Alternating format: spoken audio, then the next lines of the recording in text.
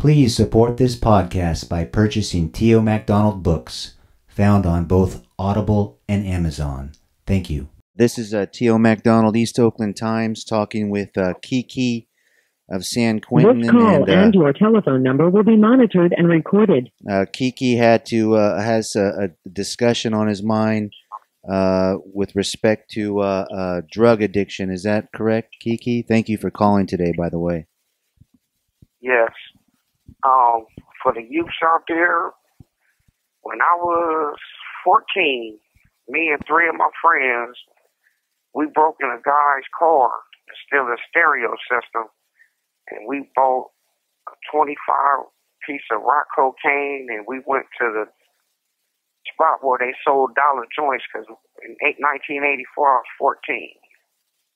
And we took the cocaine rock, crunched it up, and we took the 4 joints and we sprayed the cocaine across the rolling paper with the marijuana, and we re-rolled each 4 joints with the cocaine, and I was hooked. From 1984 to 1986, I was strung out on primos. We called them primos, cocaine and weed together, rolled up in a rolling paper. Then I started smoking them in with tobacco, which it'll make you real sick. But I'm saying that to say it was a bad habit that I had from 84 to 86. I cussed out my mom, went off on my mom. She put me out because I was just doing, I was having money, but I was blowing more money than I stacked money. And then, like, if I spent $300 and I got $600 worth of dope, I would smoke the 300 where I can double my money, and then spend $300 again and just keep doing it. And then before you know it, a lot of my friends was like, "Damn, man, you're skinny, and hey, man, what's wrong with you?" And whoop-de-whoop, and man, you look bad. And females, they was like, "Dang, man, what's wrong with you?" Right? And it just was downhill. And what's sad, even today, my comprehension is bad, and I'm forgetful, and just different things from trying different drugs like PCP. That was a high I couldn't handle, even though I tried it a few times, trying to fit in with my friends and stuff like that. But the worst experience I had was with the primos. I didn't smoke cocaine, not no cocaine pipe or nothing like that, but it's just as bad. And once you hooked on it, you hooked. And it messed up so many families, so many people that had barbershops and restaurants and laundromats and cleaners and all kind of just, not just black families, but just the whole LA area. It was a lot of people, when they got on drugs, all they cared about was it. I'm talking about mothers. They get they check the 1st and the 15th, and they'll blow it straight on dope. They ain't paid their rent, none of that. They just kept their food stamps to feed their kids, and everything else went on dope. And I was the same way. And I was 14. And the only thing saved me is that I went to camp. And what was crazy, I didn't even do it. There was a girl that my homegirl robbed, but the white girl I went to school with in Lakewood, and her brother was a cop. And they hurry up and came and got me. And I didn't tell on who robbed her, so they gave me 8 months in camp. Then when I got out, I ended up trying them again and ended up liking it. So from 85 to 86, I went through it again. But I broke the habit from drinking. I started drinking, and that's how I escaped that high. But it's very addictive. I heard the crystal meth is worse. How true that is, I don't know, but that's what was said to me. But to your youth out there, I really appreciate it if you don't try to get hooked, because once you do, it's bad, real bad, and you ain't gonna want to go to school. All you want to do is be around everybody that's getting high. Ain't nothing else gonna matter. I mean, you can be in an empty apartment, and if you got to use the bathroom, as soon as you use the bathroom, you don't want to wash your hands, nothing. You want to go right back to where they use it. Nothing else matters. And it's very addictive. And I'm just looking back now how a lot of my friends in here right now struck out. Got 3 strikes and you're out because they kept, going to jail for this, for that, for this, just to get high. Even my homegirls, them too, prostituting, stealing out of stores, whatever they was doing.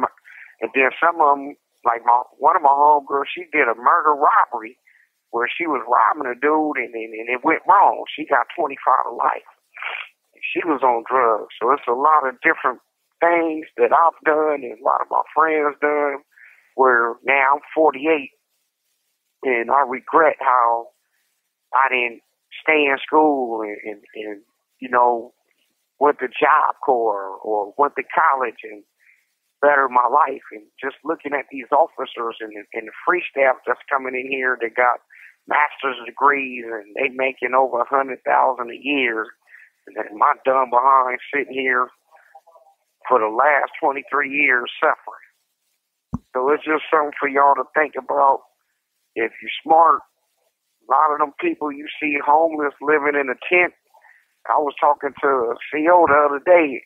Matter of fact, it was a group from Oakland came in here where they helping people get housing and getting them off the streets and getting them jobs. But they made a whole bunch of little homemade houses to get them out of tents.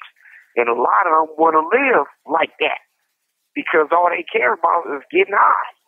And then some of them, when they go to jail, they be like when it's raining and it's real cold outside, they be happy they came to jail. But a lot of them, like my uncle, I'm going to just use my uncle for example. My uncle, both of them, they was using drugs and drinking for years. And then finally, they body just shut down and they killed both of them. How old were they? I forget, but my mother's the oldest. I think my uncle, little man, was like, I think my uncle, little man, was like 56, and my uncle Lashley was like 60. But my uncle Lashley, that was my favorite uncle. When I got out in 1993, I was mad at him because he sold everything I had, my amps, my dudes ain't got no respect.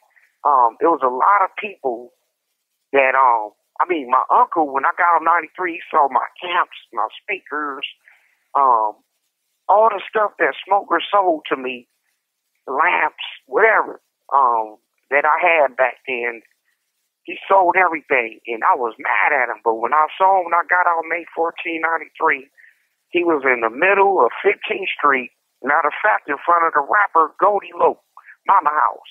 He was pushing a basket in the middle of 15th Street with a gang of tools and nuts and stuff. He was going somewhere to go sell it. And I didn't even get out to hug him. I was so messed up that he was homeless and pushing a basket, a bum. I kept up the street. I could not process that. And I seen him a few days later, and I said, "Where you live at?" And he was like, "Gilligan's Island." I'm like, "What?" Now, Gilligan's Island is a long street, and it's grass in the middle. And there's a whole bunch of homeless people. They just crash right there. They just take some cardboard boxes and take a blanket and sleep just like that. And all they baskets with their stuff in them is inside. And then they wake up and do it all over again. I was so hurt. But finally, this call and your telephone number will be monitored and recorded. Finally, from both of them drinking and getting high and just ripping and running the streets and not going to the hospital and getting checked out, they died. And my uncle, my youngest uncle, he knew if he kept drinking, it'd kill him. And he went to take out the trash at his girlfriend's house, and they found him dead on the side of of her apartment. She just happened to, man, what's taking so long? And she walked out there, and that drink he had, it killed him. Straight killed him. And this is part of your the documentary that you did as well, and discussed the Yeah, my uncle's on there. Yes. Demetrius Hood. Yes. You're right. Yes. Do you have time to call back? Will you be able to call back? Because I wanted to discuss some of this with you, some of what you've talked about today. All right, I'll call you right back. Oh, but we got a couple minutes right now. Okay. You know, there's a lady named Susan Burton that a lot of people know about right now because she was a woman who was addicted to crack cocaine, and it was the crack cocaine that got her consistently involved with criminality to support her habit. Eventually, she somehow, I don't remember, read the book, but she got into a rehab in Santa Monica, and somehow she got into that rehab, and then she saw how rehabilitation is taking not rehab but rehab is taking being done in the non communities of color, right? So she's seen how the resources, how different communities have different resources, and how also drug use is seen more as a disease rather than a sort of something to punish, because there was two sides to the coin. On her side of the tracks, being an addict brought about punishment. On the other side of the tracks, being an addict brought about a sort of sense that this person has a disease, that can be cured through rehab. And drugs is a big thing, and I'm kind of want to talk to you when you call back about, you have 60 seconds remaining. About the prevalence of drugs, like just what kind of, especially as a gang banger, if that's the right term, the amount of drugs that you can see, because I would imagine that drugs are sort of like one of the major currencies out there in the streets, one of the major bartering tools. One of the major trades is the drug trade. And I mean, you were there in the beginning, and you saw how things lit up with crack cocaine in terms of guns and everything. So maybe you can get into some of that. Okay, I'll call you right back. Alrighty.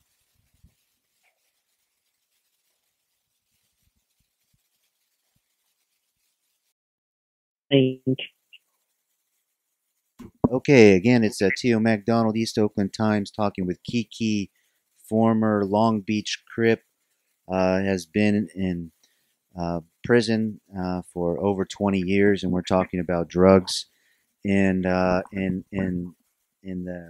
Southern California, and Keke's experience as an addict. So he's admitted, that he had an addiction as a young man, a very young man, talking 14 years old, introduced to crack cocaine. So let's talk about this, Keke. All right, I want to know.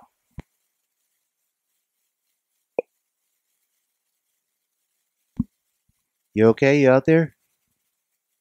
Yeah, go ahead. What you need? What you want me to say? Okay. Well, we can talk about the drug explosion, but that's not the big thing. The big thing is getting people off of drugs and into productivity. And one thing that you saw was that you recognized in yourself, I think that's what was stated. You recognized in yourself that you were an addict to cocaine, and the way that you got off was you turned to a lesser drug. Yeah, I had to turn to alcohol because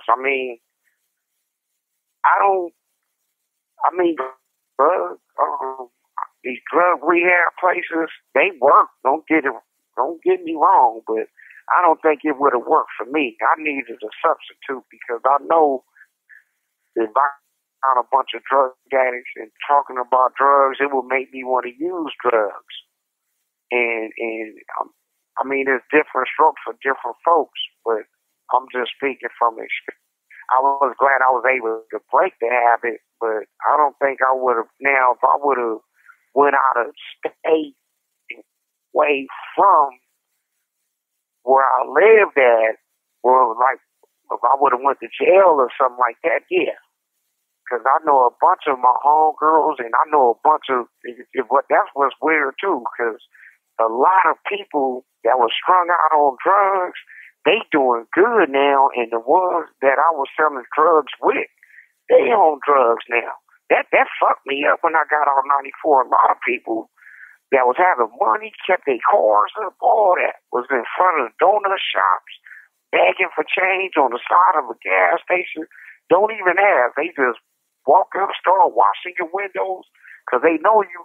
They know you, and they know, man, let me get $1. I know you got some change. Well, don't fill your tank up. Save a few dollars for me. And I'm just sitting here looking like, damn.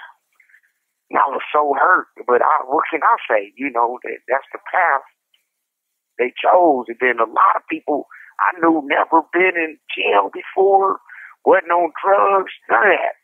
They end up strung out too. So it messed a lot of, especially my family, a lot of my family, you know, it messed us up, you know, from just drinking and smoking weed, trying other drugs, and then all the drugs that was being brought over here, kilos, I mean, off ships and just different ways they was getting over here. It was unreal. I mean, you would see this with your own eyes. I'm sorry to interrupt, but you would see these. Yeah. Man, San Pedro, where the boats was coming in right there, was all kind of drugs coming right there for years. And I don't know how they was getting it through, but it got through. And different, even different parts of the airports. But they up on all that now because they got them dope dogs and they know how to bust you. They didn't have them. Maybe they did back then, but not like now. But in the 80s, it was everywhere. I mean, everywhere. You can make $800 from now to when they let out school. I don't make $1,000. It was like that every day. So that's why a lot of us was like, man, go to school for. My homeboy got a whop of money I can't even stick in my mouth. Yeah, he just sat there and made while I went to school today. And I regret it because I remember this officer was telling me, man, it was like 6 of us. He was sitting there talking to us, and he said, man, I'm working overtime. He said, do you know I just made $75 talking to y'all? And we was like, what? He said, yeah, my overtime, I make $75 an hour. And my whole insides dropped because here it is. This call and your telephone number will be monitored and recorded. All the people we knew, we didn't know people like that, though. Even, I remember when we were set, when the cell phones came out, and Gucci and Reebok, they was like, hey, invest in us, and now they successful. I remember all that. They was going house to house, hey, invest, going on radio stations, and all we cared about was getting high, getting drunk, having sex, and you know, making money. But I can speak for myself. I spent more money than I stacked, even when I wasn't using. Buying cars, going to motels. Just every day I knew I could depend on buying something the next day and just do it all over again. Plus the clientele I had everywhere I went. People, I treated them right. I gave them stuff on credit. I gave them dope when they really wanted something to smoke. Or I'll be like, hey, go get us something to eat, and I'm going to give you something to smoke, but eat something. You can all night ripping and running. Come eat with us. And they treated me right. And just, I look back at my life, how all these people that got homes, and when they retire, they going to live good. And it's a couple of dudes here. Like my dad told me don't never join the service. But it's three dudes that work here right now. They stayed in the service, I think, 20, 25 years. So they get paid for the rest of their life because they spent all their time in the service. And then when they retire from here, they going to get paid. The prison going to pay them for the rest of their life. And I was just like, damn. And I was like, man, my dad told me that the service don't do nothing for you. And that wasn't true. Yes. And they already got a house and all the stuff. And so by the time they do retire, everything going to be paid off and they could just live good. They got all that money coming where they ain't got to do anything. Everything they got, they work for, is paid for, and they could just live the rest of their life out good. And here it is, a lot of my friends, families, and all the people, how I grew up, my street family, they out there struggling. Even my mother, she talking about leaving Long Beach because they keep. And that poverty is just making a lot of families don't want to stick together, love each other, and it's bringing the worst out of people. Yes. It's a disaster. Matter of fact, one of my friends that's been locked up since '85, he worked downtown LA. He told me some of my friends I grew up with, they ain't on drugs, but they living in tents downtown LA. As long as they can charge their phone up, they rather stack their money and live like that until they can stack their money to get them a place. I was like, it's hard out here that you got to pay the first and last month rent just to move into the place and then be able to keep the rent. And it's a whole bunch of women with a kid out there living like that. Ain't no drugs, none of that. So it's just, it messed the community up. Drugs. Yes. And it's sad. It's sad because the Mexicans, they showing us what we should have did with the dope because we ain't got nothing to show for it. They buying up everything. That thing got me upset. Yeah, there's something I want to address though, which is the fact that for the person involved in the drug game, one aspect of it that I'm hearing from you is that they're going to see humanity in its worst light. You're going to see people desperate. It's like the movie Boys in the Hood, where there's the guy, I think he called him Pookie. I might be wrong, but he was all doped out. No, what's that? That was New Jack City. New Jack City, okay. When he was like, you want a turkey? One of y'all want to buy a turkey? Yeah, when you like that, it's over. Yes. Even Boys in the Hood, when that dude was smoked out, he was like, man, I'll perform all sex on That's right. He was like, what? Boom. That's right. And shot him was like, man, one of y'all want a burger? One of y'all want this cheeseburger? Yes. When you that down on your luck, and then this is my honest opinion, I don't think it's a drug rehab place on this earth that you can go to and can get you on drugs. Just like Pookie on New Jack City. The police took him to that drug rehab place and he had cleaned himself up, but then as soon as he got back around that dope, he took one hit and then bam. And then even the head dude that was running the show, his brother, got cracked out and was doing side deals on the DL. That's between me and you. That's between me and you. I get a cut out of this, and then he found out and he killed him. But That's what I'm saying. These drugs, it does that. And also on the other side, Keke, the other side is that the person who's selling the drugs begins, in my opinion, and you can answer this. You showed a little bit of love, but a lot of, from my sense, is that a person could turn the opposite direction.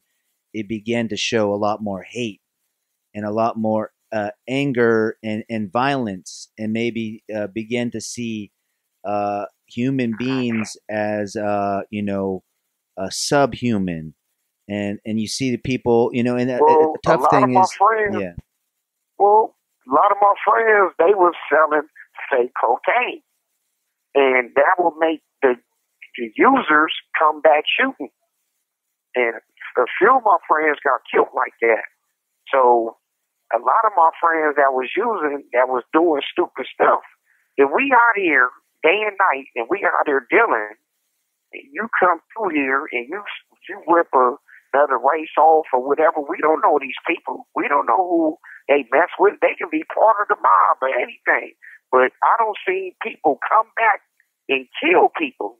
So a lot of us, when all our friends was like Pookie, we'll beat them up, man, get up out of here. You're not finna do that over here. And right. It was a lot of my friends, and I saw them in jail later. They wanted to beat me up, but I was like, brother, you shouldn't have been out there like that. And you right, I'm like, yeah, bro, then you come to jail, and then you want to try to redeem yourself. But man, people remember how you was last. And yes. That's another thing. It don't took how you was out of you. I knew a bunch of my friends knew how to fight, knew how to do this, knew how to do that. All that's out of them. They just straight Pookie. That's what they are now. And even when they come to jail, all they talk about is smoker story. They don't even talk about how we grew up, how we used to do this. As soon as I get to talking to them, as we talking, they go right into these drug stories. And I'll be like, man. This call and your telephone number will be monitored and recorded. But that's all they know. Mm-hmm. You know, and it's sad, man. Yes. It's sad. That cocaine, when it was here before that, but when 1984, 85 came, it messed the cities up. Now it's worldwide. It's everywhere. Heroin, everywhere, especially that crystal meth. I ain't been out there, but just the hand-me-downs I've been getting, they said that stuff ain't no joke. Yes. So it's just... You have 6 minutes remaining. To the kids out there, you don't have to go through what I went through. So I appreciate you letting me call, and I hope this is some help. And